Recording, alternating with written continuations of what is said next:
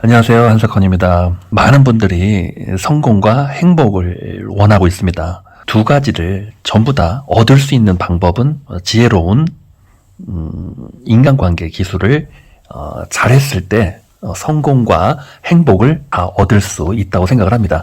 그러기 위해서 이번 시간에는 요약본으로 만들어진 카네기 인간관계 30가지 원칙을 읽어보도록 하겠습니다. 사람의 마음을 움직이는 황금률, 인간관계 30가지 원칙, 데일 카네기 지음, 박영찬 님이 편역을 하셨습니다. 전 세계 5천만 명이 읽은 놀라운 책입니다. 성공적인 인간관계를 꿈꾸고 있다면 바로 30가지 원칙을 실천하라. 이 인간관계만 효과적으로 잘 해도 사업도 성공할 수 있고 또 스트레스도 해결할 수 있고 행복한 인생을 살 수 있을 것 같습니다. 너무너무 중요한 인간관계 원칙 30가지를 한번 읽어보겠습니다. 모든 것은 자기에게 달려있다. 삶을 진지하게 생각하고 의지를 선택하라. 그리고 시도하라. 그러면 당신도 최고가 된다. 카네기 인간관계론 는 성공적인 인간관계의 원칙들을 알려주는 책으로서 1937년에 초판을 발간한 이래 각국의 언어로 번역되어 지금까지 5천여 만 부 이상이 팔린 고전입니다. 대한민국 전체 인구만큼 이 책이 팔렸네요. 1912년 뉴욕에서 첫 강좌를 시작한 데일 카네기는 15년간의 연구 끝에 인간관계의 원칙들을 정리해냈으며 자신의 원칙을 사람들에게 널리 보급하기 위해 데일 카네기 연구소를 설립했습니다. 1955년 그는 세상을 떠났지만 그의 뜻을 이어받은 카네기 연구소가 세계 80여 개국에 설립되어 수많은 사람들을 성공의 길로 이끌고 있습니다. 네. 55년에 돌아가셨네요. 약 70년 전에 돌아가셨는데, 지금까지도 전 세계 80개국의 카네기 연구소가 설립되고 진행이 되고 있습니다. 대단합니다. 엄청난 권리 수입을 가져가실 수 있을 것 같습니다. 그동안 우리나라에서도 카네기 인간관계론에 대한 여러 권의 번역서들이 나왔습니다. 워낙 유명하고 좋은 책인 탓이겠지요. 본서는 원서 내용 중에서도 카네기 자신이 겪은 여러 경험담, 링컨과 루즈벨트 등 일반인에게 널리 알려진 인물들의 이야기, 카네기 코스를 통해 성공한 이들의 이야기를 중심으로 최대한 쉽고 재미있게 구성하기 위해 노력했습니다. 이 책은 무엇보다 카네기의 인간관계 원칙 30가지를 하루에 한 가지씩 실천해 나갈 수 있도록 그 핵심 내용을 알려주고 있습니다. 이 책에서 제시하는 원칙들을 매월 30일 동안 의식적으로 실천해 나가는 동안 인간적인 매력과 영향력을 지닌 리더로 변화되어가는 자신의 모습을 발견할 수 있을 것입니다. 네, 대단한 책입니다. 우리는 다른 사람들과 더불어 세상을 살아가고 있습니다. 성공적인 인간관계는 가정에서, 직장에서, 사회에서 삶에 대한 자신감과 열정을 갖게 해줄 것이며 급변하는 경영 환경에 능동적으로 대처할 수 있는 리더십을 갖게 해줄 것입니다. 부디 이 책에서 제시하는 인간관계 원칙 30가지를 매일 한 가지씩 실천해서 체득해 나가십시오. 그러면 품격 있는 리더로서 성공적인 삶을 영위하시게 될 것입니다. 이 책에서 최대의 효과를 얻기 위한 제안입니다. 하루 한 가지씩 30일 동안 실천을 통해 배워나가는 카네기 인간관계 30가지 원칙입니다. 네, 첫 번째, 인간관계 원칙을 터득하기 위한 진지하고도 강한 의욕을 개발하라. 두 번째, 다음 장으로 들어가기 전에 각 장을 2번씩 읽어라. 세 번째, 이 책에서 서술한 방법을 어떻게 실행할까 수시로 생각해 보아라. 네 번째, 모든 중요한 아이디어에 밑줄을 그어라. 다섯 번째, 매달 한 번씩 이 책을 반복해서 읽어라. 여섯 번째, 이러한 원칙들을 기회가 있을 때마다 응용하라. 항상 이 책을 곁에 두고 일상의 문제를 해결하는 지침서로 삼아라. 일곱 번째, 친구에게 당신이 이 원리들 중 하나를 위반할 때마다 지적해주면 벌금을 내겠다는 제안을 해서 재미있는 게임을 해봐라. 여덟 번째, 당신이 이룩한 진전을 매주 체크해 보아라. 당신이 저지른 실수나 잘못 혹은 향상된 점은 어떤 것이 있는지, 미래를 위해 어떤 교훈을 얻었는지를 자신에게 물어보아라. 아홉 번째, 이 책의 여백의 원칙들을 언제 어떻게 응용했는지 실행한 방법과 그 날짜를 기록해 보아라. 이 책에서 나오는 30가지 원칙들은 자연의 이치에 따라 매일 날짜별로 하루 한 가지씩 그날에 해당하는 원칙을 읽고 의식적으로 실천해 나가면서 1개월 동안 습관화시켜 나가라. 네, 1부는 우호적인 사람이 되어라. 원칙 1번부터 9번까지 있습니다. 2부는 협력을 얻어내기 위한 원칙, 자신의 의도대로 사람을 설득하는 법으로 되어 있고 원칙 10부터 원칙 21번까지 되어 있습니다. 3부는 리더가 되어라. 태도와 행동을 변화시키는 법이라는 제목으로 원칙 22부터 원칙 30까지 되어 있습니다. 원칙 30은 당신이 제안하는 것을 상대방이 기꺼이 하도록 만들어라 라는 제목으로 되어 있습니다. 자, 1부 인간관계의 원칙, 보다 우호적인 사람이 되어라. 네, 원칙 1부터 9까지 9가지의 소제목이 있습니다. 자, 첫 번째 원칙은 비난이나 비판, 불평을 하지 마라. 섣불리 타인을 비난하기 전에 자신을 바로잡는 것이 우선이다. 다른 사람을 비난하는 것은 바로 당신이 스트레스를 받고 있음을 나타낸다. 성숙한 리더는 결코 그래서는 안 된다. 네, 다른 사람을 자주 비난하는 행동은 마치 매우 위험한 불꽃놀이를 하는 것과 같습니다. 자존심이라는 화약고가 터지면서 솟아오르는 불꽃은 종종 사람의 목숨을 앗아가기도 합니다. 비난을 받은 사람은 방어적인 태도를 취하게 되므로 자신을 정당화하기 위해 안간힘을 씁니다. 그로 인해 상대방은 자신의 소중한 자존심에 상처를 입게 되고 그 상처는 때로는 원한을 불러일으키기도 합니다. 심리학자 스키너는 동물 실험을 통해 착한 행동에 대해 보상을 해주면 학습한 내용을 빨리 배우게 될 뿐 아니라 나쁜 행동에 대해 벌을 주는 것보다 훨씬 효과적으로 배운다는 것을 증명해냈습니다. 또 다른 심리학자 한스 셀리는 이렇게 말했습니다. 우리는 칭찬을 원하는 것만큼이나 비난을 두려워합니다. 사람들은 누구나 자신이 아무리 큰 잘못을 저지르더라도 그것을 남의 탓으로 돌리는 경향이 있습니다. 비난이란 집비둘기와 같다는 말을 명심하기 바랍니다. 집비둘기는 아무리 멀리 날아가더라도 언젠가는 자기 집으로 되돌아옵니다. 1865년 4월 15일 토요일 아침 포드 극장에서 존 월크스 부스에게 저격당한 에이브 러햄 링컨은 극장 바로 맞은편에 있는 싸구려 하숙집의 한 침실에서 죽음을 기다리고 있었다. 침대가 너무 작아 키가 큰 링컨의 몸은 대각선 모양으로 비스듬히 누워 있었다. 곁에서 이 광경을 지켜보던 스탠튼 국방장관이 비통한 어조로 다음과 같이 말했다. 세상에서 가장 완전하게 인간의 마음을 다스렸던 한 남자가 여기 누워있네. 링컨은 사람의 마음을 움직이게 하는 특별한 비결을 가지고 있었을까요? 데일 카네기는 그것을 알아내기 위해 10년 동안 링컨의 생애를 연구했으며 3년에 걸쳐 잘 알려지지 않은 링컨이라는 책을 썼습니다.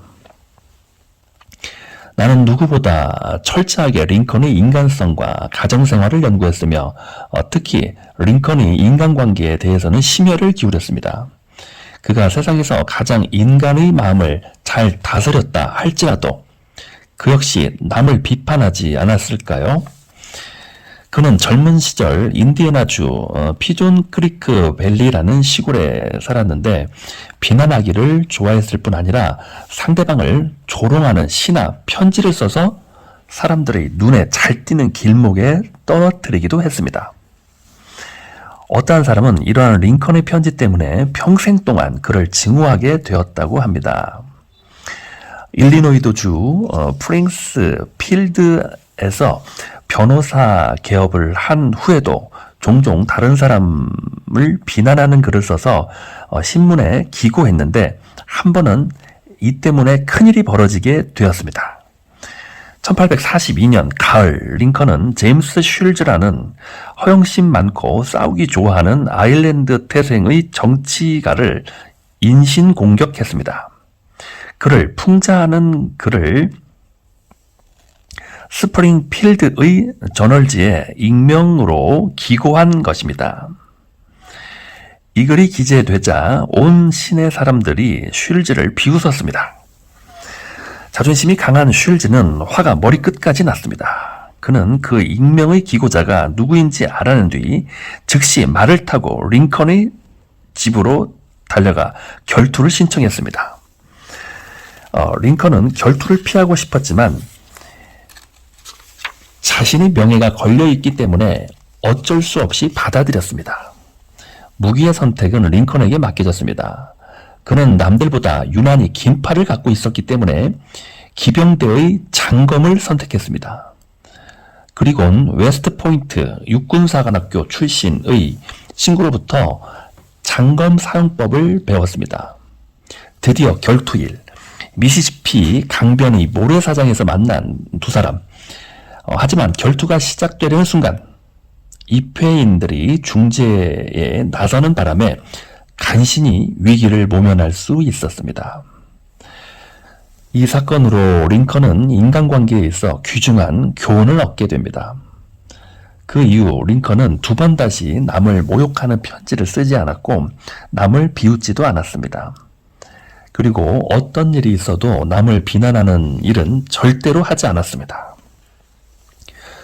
시어도어 루즈벨트 대통령은 어떤 난관에 부딪히면 습관적으로 거실벽에 걸려있는 링컨의 초상화를 쳐다보며 링컨이라면 이 문제를 어떻게 처리했을까?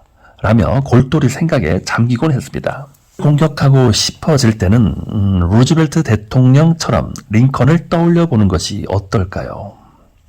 남의 결점을 고쳐주려는 노력은 분명히 칭찬받을 가치가 있습니다.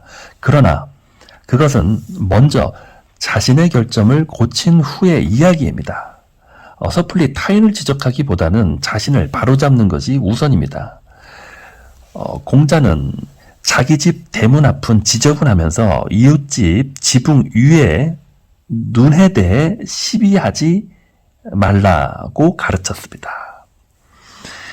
사람을 대할 때 상대방을 논리적인 인간이라고 생각해서는 안 됩니다.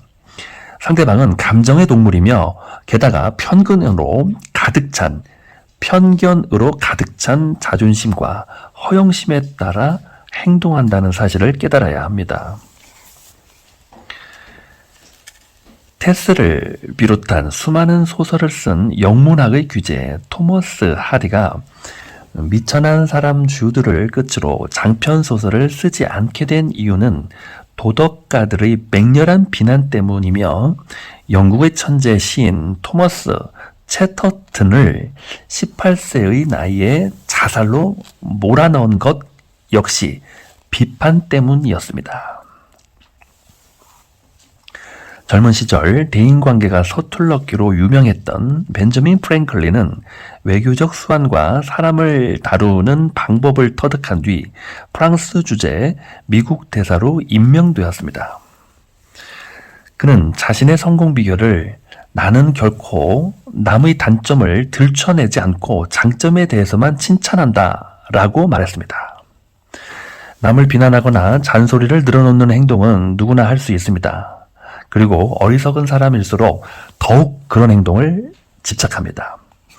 이해와 관용은 뛰어난 성품과 극기심을 갖춘 사람이 가질 수 있는 미덕입니다. 영국의 사상가 칼라일은 위는 소인을 다루는 방법에 대해서 그의 위대함을 나타낸다고 말했습니다. 리빙스턴 라니드의 아버지는 잊어버린다는 아주 작은 진실이지만 깊은 감명을 주는 글로 많은 독자들의 심금을 울린 글입니다. 이 글은 수백 군데 잡지와 신문에 게재되었고 수많은 외국어로 번역되었습니다. 아버지는 잊어버린다 라는 글을 한번 읽어보겠습니다. 지은이는 리빙스턴 라니드입니다. 아들아, 잘 들어라. 나는 네가 잠들어 있는 동안 이야기하고 있단다. 너의 자그만 손은 뺨 밑에 끼어 있고 금발의 곱슬머리는 촉촉한 이마에 붙어 젖어 있구나. 나는 네 방에 혼자 몰래 들어왔단다. 몇 분 전 서재에서 서류를 읽고 있는데 후회의 거센 물결이 나를 덮쳐왔단다. 나는 죄책감을 느끼며 너의 잠자리를 찾아왔다. 아들아, 그동안 너한테 너무 까다롭게 대해왔던 것 같구나. 아침에 일어나 세수를 제대로 하지 않았다고 해서 학교 가기 위해 옷을 입고 있는 너에게 꾸짖곤 했었지. 네가 신발을 깨끗이 닦지 않는다고 호통을 쳤고 물건을 함부로 마룻바닥에 던져 놓는다고 너에게 화를 내기도 했었지. 아침 식사 때도 나는 또 너의 잘못을 들춰냈다. 음식을 흘리며 잘 씹지도 않고 그냥 삼켜버린다고, 식탁에 팔꿈치를 올려놓았다고, 빵에 버터를 많이 발라 먹는다고 꾸짖었지. 너는 학교로 가면서 출근하는 나를 뒤돌아보며 손을 흔들며 말했지. 잘 다녀오세요, 아빠. 그때 나는 얼굴을 찌푸리며 대답했지. 어깨를 좀 펴고 걸어라. 얘야, 너는 기억을 하고 있는 거니? 내가 서재에서 서류를 읽고 있을 때 너는 경계의 눈빛을 띠고 겁먹은 얼굴로 들어왔었잖니. 나는 이를 방해당한다는 것에 짜증을 내면서 문 옆에서 망설이고 서 있는 너를 바라보면서 무슨 일이야? 하고 퉁명스럽게 말했지. 너는 아무 말도 하지 않고 갑작스레 내게로 달려와 두 팔로 내 목을 끌어안고 키스를 했지. 너의 조그만 팔은 하나님이 너의 마음속에 꽃 피운 사랑을 가득 담고 나를 꼭 껴안았단다. 그것은 어떤 냉담함에도 시들 수 없는 애정이었단다. 그리고서 너는 문 밖으로 나가 계단을 쿵쾅거리며 너의 방으로 뛰어 올라갔다. 바로 그 직후 말할 수 없는 공포가 나를 사로잡았고 나는 그만 손에 쥐었던 서류를 서재 바닥에 떨어뜨렸단다. 내가 왜 이런 나쁜 버릇을 갖게 되었을까? 잘못만을 찾아내서 꾸짖는 버릇을. 그것은 너를 착한 아이로 만들려다 생긴 버릇이란다. 너를 사랑하지 않아서 그런 것이 아니라 어린 너에게 너무나 많은 것을 기대한 데서 생긴 잘못이란다. 나의 어린 시절을 기준으로 너를 재고 있었던 것이다. 그러나 너는 너무 착하고 훌륭하고 진솔한 성격을 갖고 있단다. 너의 조그만 마음은 넓은 언덕 위를 비추는 새벽빛처럼 한없이 넓단다. 그것은 꾸밈없는 마음으로 내게 달려와 키스를 하던 너의 행동에 잘 나타나 있다. 얘야, 나는 어두운 네 침실에 들어와 무릎을 꿇고 나 자신을 부끄러워하고 있단다. 이것은 작은 속죄에 불과하다. 너가 깨어있을 때 이야기를 하면 너는 아마도 이런 일을 이해하지 못할 것이다. 하지만 내일 나는 참다운 아버지가 되겠다. 너와 사이좋게 지내고 너와 고통을 당할 때 같이 괴로워하고 내가 웃을 때 나도 웃겠다. 너를 꾸짖는 말이 튀어나오려고 하면 혀를 깨물겠다고 나는 내 자신과 약속하겠다. 그리고 우리 애는 작은 어린아이에 불과하다는 사실을 항상 잊지 않겠다. 그동안 너를 어른처럼 대해온 것을 부끄럽게 생각한단다. 지금 침대에 엎드려 자는 모습을 보니 네가 아직 어린아이에 지나지 않다는 것을 이제야 알겠구나. 어제까지 너는 머리를 어머니의 어깨에 기대고 어머니 품에 안겨 있었지. 내가 그동안 너무나 많은 것을 너한테 요구해 왔구나. 너무나도 많은 것을. 남을 비난하는 대신 상대방을 이해하도록 노력해야 합니다. 어떤 이유로 상대방이 그런 일을 저지르게 되었는지 깊이 생각해 보아야 합니다. 그것은 비난보다는 훨씬 유익하고 흥미롭기까지 합니다. 그렇게 하면 상대방에 대한 동정과 관용과 호의가 저절로 우러나오게 됩니다. 영국의 위대한 문학가 존슨 박사는 신도 사람을 심판하려면 그 사람이 죽을 때까지 기다린다고 말했습니다. 그런데 인간인 우리들이 다른 사람을 심판하려고 해서는 안 되겠지요. 이제부터는 다른 사람의 장점은 칭찬하고 단점은 덮어두는 것이 좋지 않을까요? 네.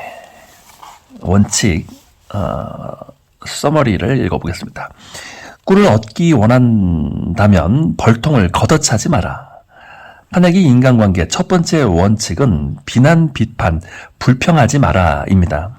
이것은 카네기 30가지 원칙 중 유일하게 부정적인 표현이지요.